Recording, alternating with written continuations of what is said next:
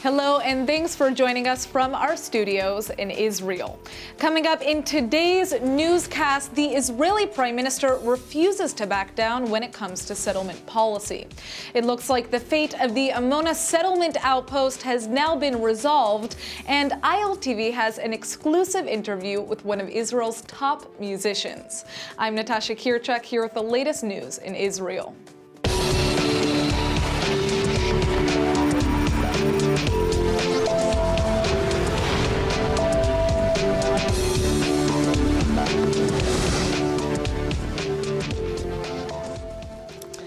The Israeli Prime Minister has taken to the international stage once again, this time to remind the world that Israel will basically do whatever it wants when it comes to settlement policy.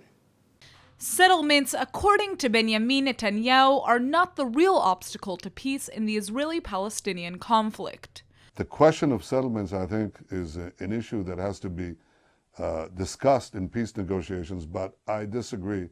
And I've always disagreed that this is the source of the conflict. This conflict raged for 50 years, that's half a century, before there were any Jewish communities in Judea, Samaria. 50 years. PLO was founded in 1964, 3 years before the Six-Day War, before we entered the territories of Judea, Samaria, and Gaza. We then left Gaza, and they fired 20,000 rockets on our heads, and continue to build terror tunnels. The Israeli leader delivered his comments to the annual Brookings Institution Saban Forum via video satellite, and his remarks have already received a stinging rebuke from U.S. Secretary of State John Kerry, who claims that any settlement construction will block the path to Israeli-Palestinian peace. I just, very respectfully, and Bibi and I have had long arguments about this and long discussions about it, I don't agree with him that the settlements are not an obstacle to peace. Kerry believes a fundamental issue with expanding Israeli settlements in the West Bank is the effect it could have on establishing a permanent Palestinian state. So if Bibi says the settlements aren't the cause of this conflict, I agree. They're not the cause of it. But as I said to you earlier, folks, if you have a whole bunch of people who are specifically, strategically locating outposts and settlements in areas that make it impossible to have a contiguous Palestinian state, they're doing it for the specific purpose of not having a peace. That affects the peace. Settlement construction in the West Bank and East Jerusalem has almost fully halted since American President Barack Obama has been in power, since his administration has forcefully condemned any building over the Green Line. Now, many right-wing politicians are hopeful that that will change under a Trump administration, but Israeli Prime Minister Netanyahu says he's more concerned about getting the U.S. to reevaluate its support of the Iran nuclear deal. The Israeli Prime Minister says that Iran has become a more aggressive power since the agreement was signed, and that he looks forward to speaking with President-elect Donald Trump over the, quote, bad deal. Speaking of settlement controversy, after weeks of tension that had the potential to bring down the Israeli government, it appears that the showdown over the fate of the Amona settlement outpost has now been resolved. Israel's ruling coalition has reportedly reached a compromise authorizing compensation for the 40 families living in Amona to leave. The evacuees would temporarily be housed on 3 nearby plots of land, while new homes are being finished for them at another settlement in the northern West Bank. The government's also going to request the High Court delay the outpost dismantlement for 30 days so the alternative housing can be prepared. The court ordered Amona to be razed on the 25th of this month, after ruling it had been illegally built on privately owned Palestinian land. Meanwhile, the Israeli government will now set its sights on keeping other disputed settlements from being demolished. While the settlement bill calling for Amona and the additional properties to be retroactively legalized won't be brought for a Knesset vote at this time, it may be reintroduced later after being revised. It could also be shelved and replaced with an entirely new bill to prevent any future evacuations. The crisis isn't over yet, though, because a coalition agreement still has to be approved by the Attorney General. In addition, the Amona residents say they won't go, and activists are threatening public protests. Israeli security forces are now preparing to deal with any violent clashes that may erupt if and when the outpost is destroyed. The Syrian border has been heating up in recent days, and despite the incidents, Middle East expert Amos Asael told ILTV's Steve Leibowitz that Israel is not aware of any coordinated effort from the terrorists or the Syrian army to change the status quo. What happened on the Golan Heights when an IDF patrol was attacked by an ISIS squadron and responded swiftly, immediately returning fire and deploying some kind of an aerial weapon, the aftermath of which was 4 dead ISIS fighters and fortunately no one hurt on the Israeli side. All this was on the margins of the broad Syrian arena. We're unaware, we in the media, are unaware of a sizable and organized anti-Israeli effort coalescing on the Syrian side of the Golan Heights. This is one thing. In Syria proper, in other words, in the central part of Syria, Israel occasionally, reportedly detects convoys of what is called in Israel tie-breaking weapons, making their way from outside of Syria to Hezbollah camps and warehouses. And those, from an Israeli viewpoint, are intolerable because they're strategic threats, and the Israeli Air Force reportedly targets them and reportedly did that the other day. This is broader and more meaningful. All of this together combined is part of the big anarchy that is possessing Syria in the wake of its civil war. Is it a problem for Israel and for its Air Force to operate now in Syria because of the presence of the Russian Air Force? I understand that Israel actually fired the rockets that it fired from, not from Lebanese, from Syrian airspace when we attacked Hezbollah last week, but we attacked them from Lebanese airspace so as to avoid any possibility of a clash with Russian forces. Well, IDF sources actually claim that the aircraft's location outside of Syrian territory was a function not of the geopolitics that is taking place there right now, but of the mechanics of the specific weapons that were used, which reportedly require a longer distance between the aircraft and its target. That is why they ended up positioned above Lebanon rather than above Syria, according to what Israeli Air Force sources explain. Having said this, the Russian presence does indeed make the Israeli Air Force's operations more complex than they previously were. But then again, under the previous conditions, Israel faced in Syria a very sizable Syrian Air Force that was not busy fighting its own war as it is now. So things were not that simple in the past either.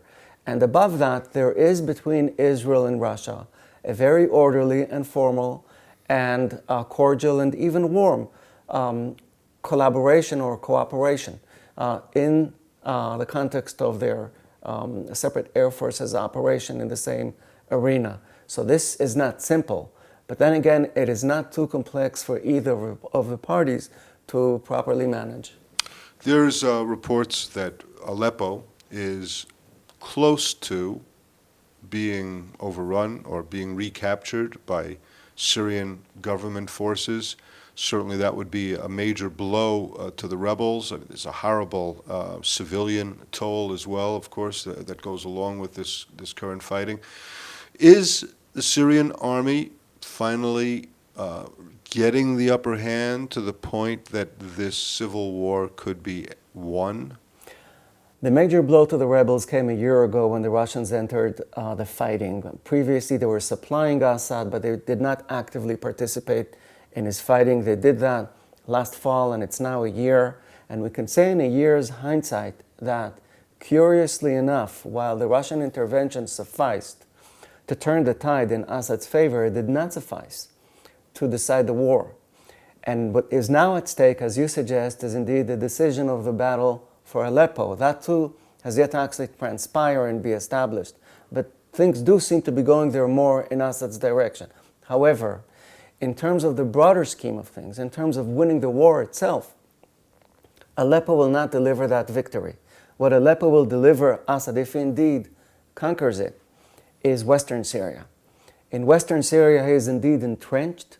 That is where his Alawite minority is centered. And what he would like at this point of his situation is, first of all, to establish his grip not only on the coast where he is well established, but just east of there, along the axis that begins in Aleppo in the north, runs through Hama and Homs, and goes south to Damascus, and then finally to the Jordanian border. This is the Western Syria where he needs to consolidate his presence in order to secure his future as part of post-war Syria. But post-war Syria will not be pre-war Syria. He will not be able to reassemble the pieces that have broken down in his hands. His father's estate has been shattered, and there will be a different Syria emerging from it once the war is over. Amotsa El, thanks so much for being with us at ILTV. Thank you, Steve. Imagine Israeli national elections were held today. Do you know who you would vote for? Well, a new survey shows that for the first time in nearly 9 years, the next prime minister might not be Benjamin Netanyahu.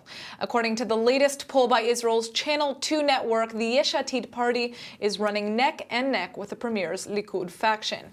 Aaron, thanks for joining us. Yeah, you're welcome. How is the Yesh Atid party responding to this news? I mean, they're jumping at the bit to push an election.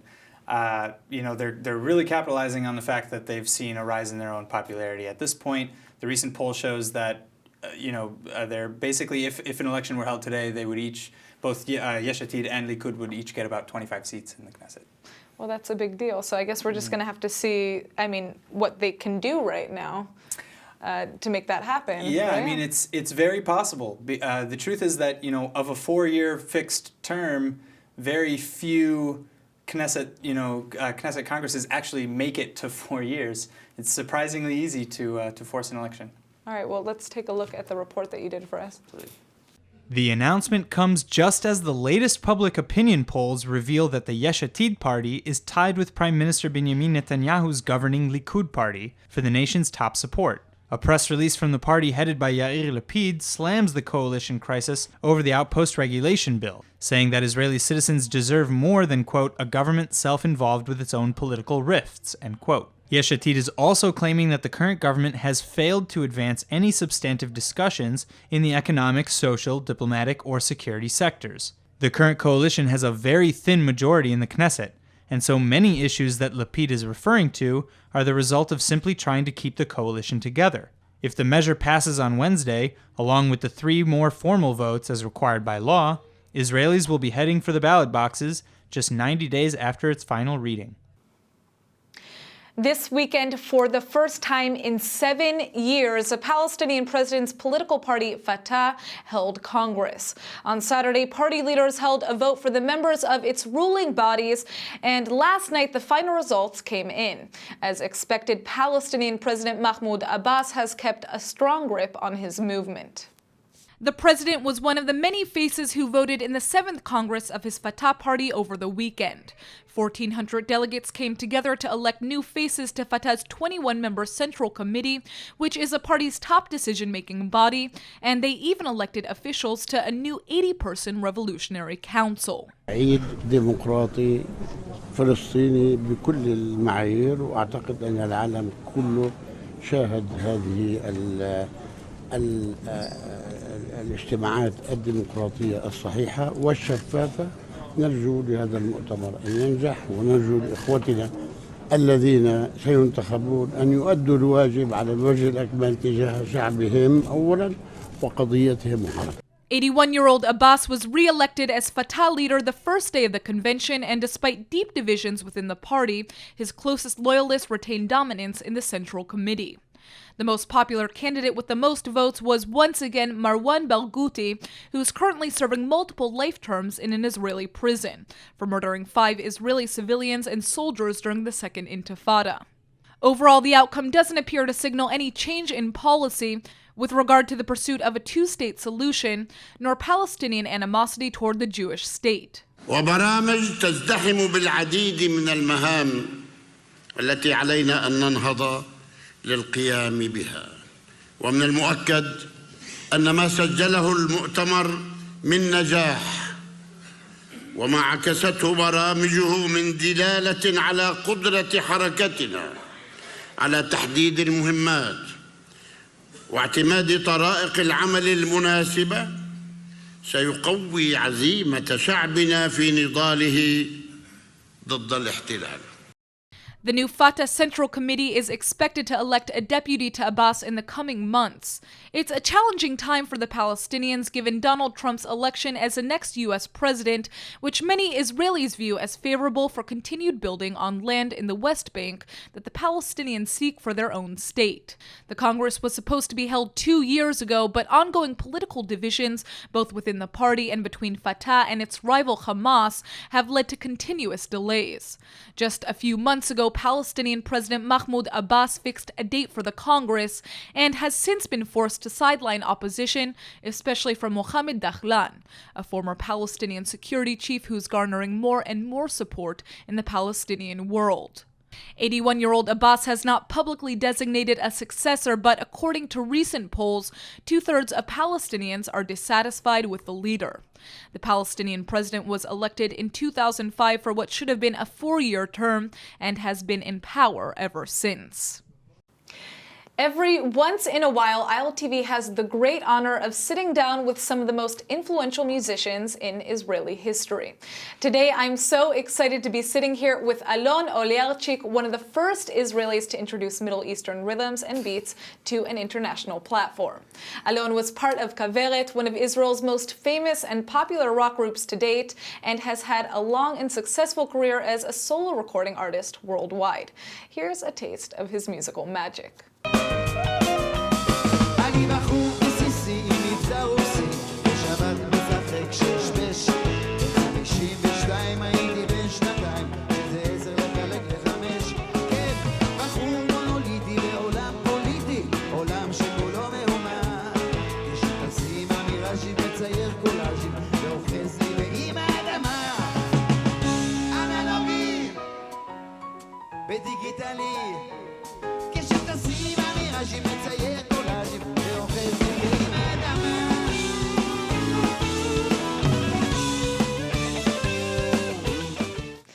Alon, thank you so much for coming in.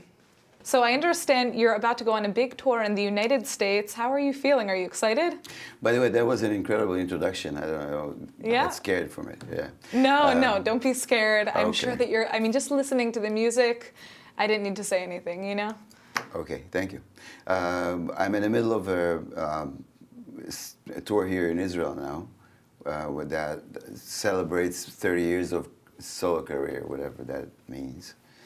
And suddenly, in the middle of that tour, there's an American tour of 4 shows. We're starting like in a few days, and we're going. How are you feeling about it? I don't have a visa yet. Oh, you still have to get your Yes, visa. Uh-oh. yes. No, I'm sure you're not going to have And a I'm very problem. excited because my band is with me. They are incredible musicians. I don't know if anybody would know their names, but they're with me quite a few years. And a lot of energy, a lot of basically happiness on stage. So that's what I'm doing now. And, what is it like for you to perform for Americans? This isn't your first time, obviously, but is it different than performing for Israelis? It's different every time I go there. If I'm a part of a bigger group or another group, then it's a different deal. I don't know.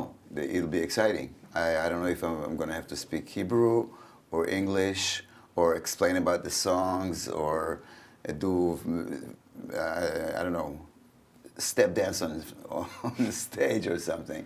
But it's very exciting. I am looking forward to it. Yeah, absolutely. Well, one of the most amazing things about being an Israeli performer going abroad is that, you're almost a representative of the country. Do you take that role? Do you view yourself as an ambassador for Israel? Basically, you have to be like, people ask you about what Israel does when you're abroad. I'm like left when I'm here, and I'm right wing when I'm somewhere else because I have to justify Israel to everyone. I know that feeling. I used to live in the States for 8 years in the past, and I had to be an advocate of Israel. You have to be. Otherwise, it's like weird. Yeah, well, I mean, I also think just being a musician in of itself, your advocacy is your music. It's not just talking all the time. You know, people hear it and it's like, oh, there's music in Israel, not just Yeah. a conflict. I'm thankful for that you know, I can do music and I'm able to sing and play and Yeah, write music absolutely. instead of doing other things like talking about Israel. Yeah, exactly. Like we do every day here. Now, let's talk a little bit about your career. You've had lots of success, clearly, like I said before, and we can see in the video. But what was, in your opinion, one of your most inspiring or incredible moments that you've experienced? The birth of my granddaughter 10 months ago, I guess. Really? I have a granddaughter, yeah. So It your was great. granddaughter, I mean, that's not even related to music. That's just, but it's probably been a huge inspiration, no? It's the latest inspiration, the big thing that happened in my life, you know, that birth. And my daughter gave birth to a granddaughter. Career-wise, when it was in 1984 or 5 when I discovered I could actually write songs and sing them as a solo artist. That was after the band you mentioned before, Kaveret, and people liked it. I was on the radio and people liked what I was doing, and I was 34 years old when I started singing solo songs, you know. That was quite a shock and very exciting. And I've been doing this since then until today. Yeah, I mean, there's nothing like getting a positive reaction from, you know, thousands of people. I mean, and to be doing that on your own. Any reaction, you know. There's so many artists, so many songs a week, a day, new songs, new things, new bands, new singers, you know. So it's like when someone, you know, discovers you, that's a fantastic feeling. Absolutely. Now, you were originally born in Warsaw, Poland. Yes. And your father was a musician himself, or he wrote songs. Now, did this Polish identity of yours have an influence on your music in any way? I believe, I remember when I was like a baby. I was 3, 4 years, 5 years old. We left Poland when I was 7 years old and we came to Israel. And we had a grand piano in the living room, and Father used to write melodies for lyrics on that piano. And I was like listening how he was doing it, you know, like playing a phrase over and over again, or trying different phrases for the same lyrics, right. like little musical sentences. You know, that's really exciting. It's like the anatomy of how to write songs, and I think that was a big influence on me. I didn't want to be influenced, it just happened. You know, something from childhood. My father used to write songs and I learned from him how to write songs. So. Absolutely. Was the transition difficult coming to Israel? I mean, at 7 years old, you're still young, but you already know, Polish is your language and... Yeah, well, as a 7-year-old kid, it doesn't really matter that much. You have your difficulties with, you're an immigrant basically. Right. But it takes a couple of years, and then you're with the other kids, and you're fine. My parents had a what do you call it? Cultural shock. Shock, like all immigrants. They never recovered from it really. They still, they had their accents, their Polish and Russian accents in Hebrew. That didn't help much, So here's my question for you. You play a number of different instruments. You sing, you write, you act, you do everything. What advice would you give to others on how to live their life to the fullest, not just about music? Wow. Well, I guess I'm old enough to be able to answer that question. Accomplished enough. Try to find something that you feel comfortable with, that you like. I didn't invent this advice. Just find your passion and go for it, and don't stop going for it, and whatever it is, and you'll be happy. So relatively happy, that is. Absolutely. Happiness is not up to you totally, because there's the other things around you called the world that can make you unhappy. But you could help by finding your passion And you could find your passion when you were like 30, or, you know, it doesn't have to be when you're like 12. You don't know what you're going to be when you're 12. Absolutely. Well, so my final question for you is, I know that we're going to see you in the U.S. What cities are you going to be performing in? Los Angeles, Palo Alto, Boston, and New York. Okay, great. So, for everybody to know, if you're interested in seeing Alon Olearchik perform in his upcoming U.S. tour, visit TIV.com to buy tickets, and you should, because he's amazing. Thank you so much for coming in. Thank you. Thank you. Thank you, Natasha. Masa Israel is home to the widest variety of immersive international experiences for Jewish young adults 18 to 30. Find the right study abroad internship, service learning, or Jewish studies program to help you grow as a person, a professional, and a leader, while also developing a robust global professional network that includes Israelis and Jews from around the world. And now for our Hebrew word of the day. While it's all well and good to take pride in our own abilities, there's absolutely no shame in offering or receiving a helping hand. So today's word is kvutza, meaning group or team. You can be part of a sports kvutza, a kvutza at work that's been given a specific task, or maybe you're just part of a kvutza of friends that sits around and together does nothing. Either way, for most of us, a kvutza can energize us, inspire us, drive us, and challenge us in ways that we can always grow from, but can't always foresee. So take a word of advice from the late great Helen Keller: alone we can do so little, but together we can do so much. All right, let's go ahead and take a look at the weather forecast. ILTV's weather forecast is sponsored by Adopt a Savta, taking care of Israel's lonely Holocaust survivors. Tonight should be partly cloudy with a chance of light rain and a low of 55 or 13 degrees Celsius. Tomorrow you can expect it to be partly cloudy with a slight drop in temperatures to a high of 68 or 20 degrees Celsius. All right, everybody, that's it for today's news. Today's exchange rate is 3.82 shekels to the American dollar. Remember to sign up for our daily newsletter at ILTV.tv. Thanks for watching, and see you tonight.